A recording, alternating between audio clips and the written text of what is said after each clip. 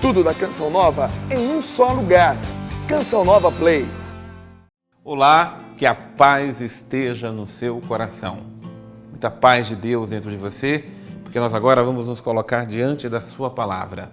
Sou eu, Padre Roger Araújo, com você no nosso programa A Bíblia no Meu Dia a Dia. A palavra de Deus que nos faz companhia para iluminar e direcionar nossos passos. Sobretudo neste tempo de graça, que é o tempo da Quaresma. Nós fazemos da palavra de Deus o alimento da nossa vida. Porque não só de pão, não só de alimento material que vive o ser humano, mas vivemos da palavra. E é da Tua palavra, Senhor, que queremos viver. É da Tua palavra, Senhor, que queremos nos alimentar. Fala, Senhor. Fala ao nosso coração. Fala aos nossos sentimentos. Fala aos nossos afetos. Fala a nossa razão. Direciona, Senhor, o nosso caminhar à luz da Tua palavra. Porque nós queremos viver a Tua palavra e precisamos dela a cada dia, Senhor, direcionando, iluminando a nossa vida. Dai-nos Tua bênção, dai-nos Tua graça, dai-nos Tua luz, dai-nos Tua direção, porque é assim que nós queremos viver. Que a Tua bênção, Senhor, esteja sobre nós, em nome do Pai, e do Filho, e do Espírito Santo. Nós nos sentamos na mesa da palavra, é assim que nós chamamos a mesa, que tem na nossa casa, no nosso quarto, onde quer que nós estejamos. Até em cima da cama, né? Alguém pode meditar, mas é bom uma mesinha assim, porque é importante ter um caderno, é importante ter uma caneta, é importante ter a palavra, acima de tudo, para nela meditar. O nosso estudo de hoje é do Evangelho de São Mateus. Mateus, capítulo 20, versículos de 17 a 28. Vamos deixar que a palavra fale ao nosso coração. É assim que nos diz o texto sagrado. Subindo para Jerusalém, Jesus chamou os 12 discípulos de lado e pelo caminho disse-lhes: Eis que estamos subindo para Jerusalém, e o Filho do Homem será entregue aos sumos sacerdotes e aos escribas.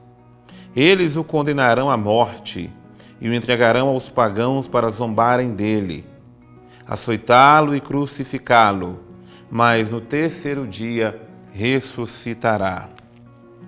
A mãe dos filhos de Zebedeu, com seus filhos, aproximou-se de Jesus e mostrou-se para lhe fazer um pedido. Ele perguntou: Que queres?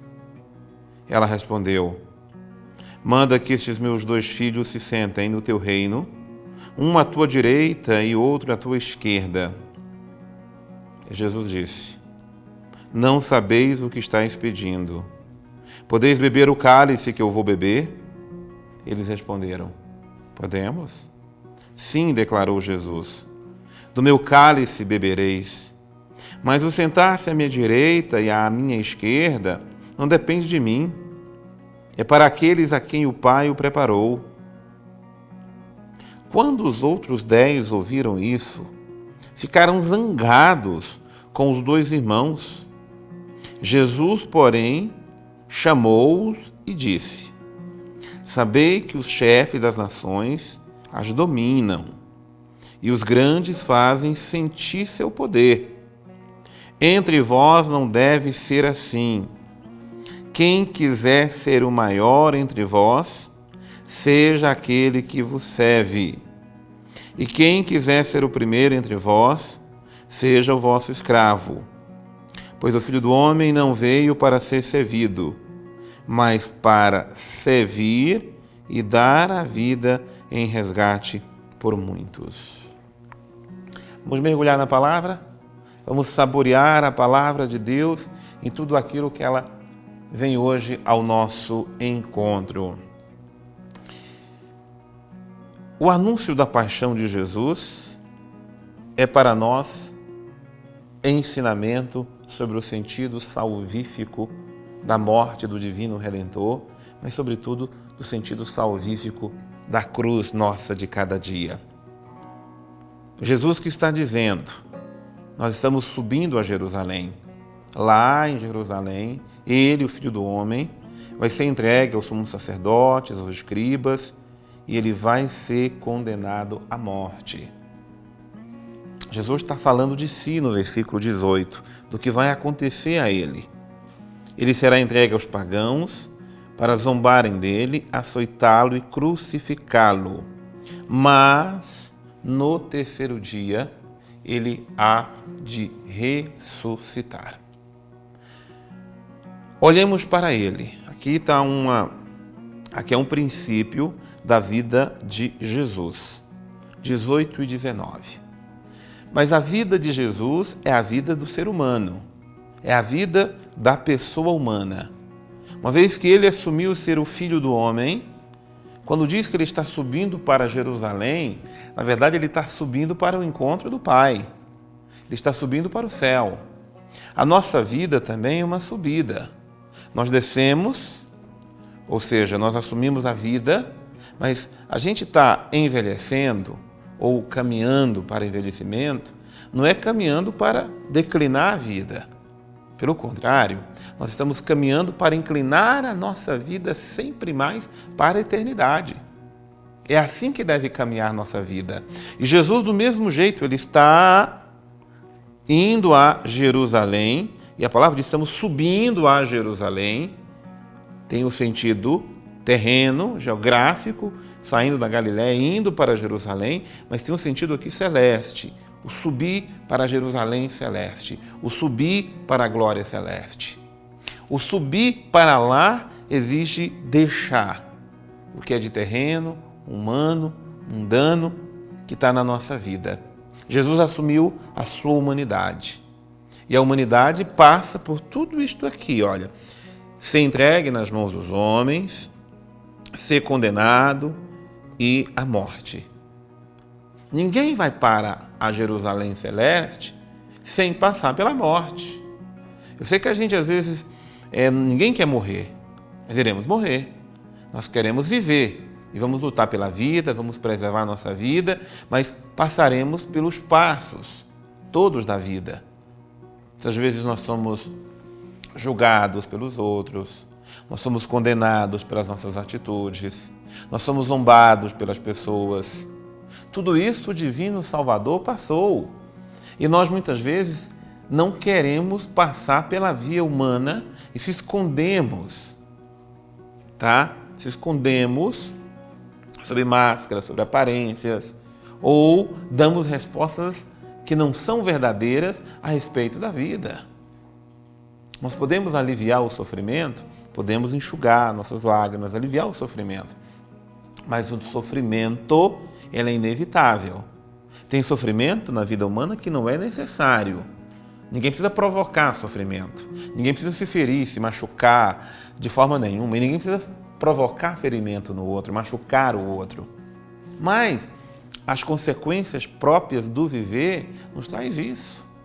O envelhecer, o subir, o caminhar para a vida, sobretudo para o céu, exige carregar a cruz de cada dia, as exigências próprias da vida.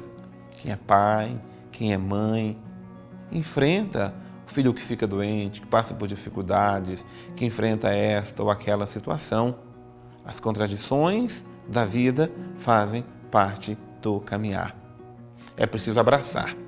Quando Jesus está anunciando, ele está dizendo que ele está abraçando. Apenas que tudo isso chegará a um ponto que é a ressurreição do terceiro dia. Jesus não veio apenas para anunciar a ressurreição. Ele veio para trazer a consumação, a plenitude da vida humana assumida. Assumir as dores, assumir os sofrimentos, para depois plenificar todas as coisas com a ressurreição. Acontece que no caminho, a mãe dos filhos de Zebedeu se aproximaram de Jesus, perguntando: Senhor, manda meus filhos, um sentar à tua direita, outro à tua esquerda. Jesus falando da cruz, do sofrimento, daquilo que é a vida humana, e de repente sobe a pretensão do coração humano. Sentimento de grandeza, sentimento de sentir-se melhor que os outros. E por isso a gente vai pegar aqui o ensinamento do Mestre, que está lá no versículo 26. Primeiro, entre nós não deve ser assim, como é entre os grandes, como é entre os poderes da terra, como quem manda, quem obedece. Entre nós, não. Entre nós, quem quiser ser o maior, deve ser aquele que serve. Quem quiser ser o primeiro, tem que ser escravo e servo de todos. O Filho do Homem, ele, Jesus, ele não veio para ser servido, mas para servir e dar sua vida em resgate a muitos. Então, a ordem está aqui no versículo 26. Anote aí o versículo 26. Ordem. Quem quer segui-lo deve fazer o quê? Deve ser maior. Aliás, quem deve ser o menor, né? Ou seja, às vezes quem quer ser o maior, o jeito de ser maior é servindo. Quem é o maior entre nós? É aquele que mais serve. É aquele que dá a sua vida. É aquele que faz o que Jesus fez. Não procurou ser servido, reconhecido, aplaudido, nem exaltado, mas procurou servir e dar a sua vida pelos outros. Que encontremos o sentido da vida dando-nos, doando e, de fato, entregando a nossa vida pela salvação da humanidade. Sem procurar glória, reconhecimento, aplausos, curtições ou qualquer coisa parecida. Servir quer dizer servir, de servo, de escravo, aquele que não procura o sentimento de grandeza naquilo que ele realiza. Muito bem, vamos chamar aqui o Padre Antônio Xavier para que esteja conosco, nos dando aí o crescimento na Palavra de Deus. O Evangelho de hoje continua aquele tema de ontem sobre a grandeza. E aqui Jesus faz questão de estabelecer alguns critérios. Durante a Quaresma nós somos chamados exatamente a refletir sobre esses temas que nos são interiores, né? E esse da grandeza é algo importantíssimo, né? Porque esse desejo de ser melhor, até de aparecer um pouco, isso é normal de todas as pessoas. Tanto que quem é que não fica feliz com um elogio, né? Um elogio significa que você fez coisas boas. Mas aqui a grandeza é estabelecida por um critério muito peculiar. Jesus diz que aquele que quiser ser o maior, que ele seja então aquele que serve aos outros. E aqui nós temos às vezes alguns problemas até de leituras um pouco ideológicas sobre esse contexto, imaginando que aquele que é o servo, esse sim é o maior. Aí nós teríamos um sério problema. Se todos tomassem a decisão simplesmente de servir, nós teríamos uma confusão até para saber quem é que vai servir, né? Aqui o serviço está ligado diretamente à utilidade. O servo naquele tempo de Jesus é uma pessoa que é útil. Então o que Jesus quer dizer, em outras palavras assim, não é simplesmente aquele que serve, ou seja, aquele que faz serviços, que faz trabalhos para os outros, que vai ali ficar atendendo às suas necessidades, mas é aquele que realmente durante a sua vida é útil para os outros. Pode ver que aquele sentimento de vazio que muitas pessoas às vezes possuem, de não ter nem sentido para a sua vida, é porque não sente que a sua vida seja útil para ninguém. Tanto que aquela ideia que se tem de uma vida abastada, eu tenho tudo aquilo que eu quero, isso não completa o coração de ninguém. Depois de um tempo se cansa dessas coisas, porque nós só percebemos de verdade que estamos vivos e que somos importantes quando a nossa vida constrói alguma coisa na vida do outro. E essa utilidade aqui não é uma utilidade prática, simplesmente de alguém que vai lá e faz isso, faz aquilo, né? Serve na necessidade do outro, vai e ajuda, faz isso. Não é só isso, mas que todos os momentos que nós estamos com os outros, ou ao menos os momentos que eles são carentes de alguma coisa, que a nossa presença acrescente. E às vezes, gente, é muito mais difícil acrescentar pela presença do que pelo serviço. Porque o serviço, quando a gente faz alguma coisa, a gente até imagina que o outro ficou devendo, enquanto que a presença funciona de outro jeito. Então, quer dizer, palavras que constroem, presença que constrói, aqueles que necessitam de esperança, que possam receber esperança, né? Diríamos o seguinte, a melhor forma de entender quem quer ser o maior, que seja o servo de todos, seria aquela oração de São Francisco, de dizer onde falta algo, que quando eu estiver por ali, eu seja capaz de levar.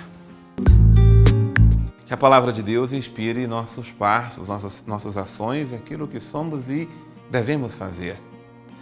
Tira, Senhor, do nosso coração todo sentimento de grandeza, sentimento de orgulho, sentimento de maioridade, sentimento de nos colocarmos acima dos outros, querermos ser mais, melhores, reconhecidos pelos outros. Dai-nos, Senhor, o sentimento evangélico. Dai-nos o sentido evangélico do servir. Servir sem nada esperar. Servir se colocando-se aos pés dos outros. Dai-nos seguir teu exemplo. Bom mestre, nosso bom pastor. Faça de nós servidores de toda a humanidade. Que a tua bênção, Senhor, que a tua graça, Senhor, esteja sobre nós, nos conduzindo e nos iluminando. Em nome do Pai, e do Filho, e do Espírito Santo. Amém. Que a paz do Senhor esteja no seu coração e eu te espero no nosso próximo programa, A Bíblia no Meu Dia a Dia.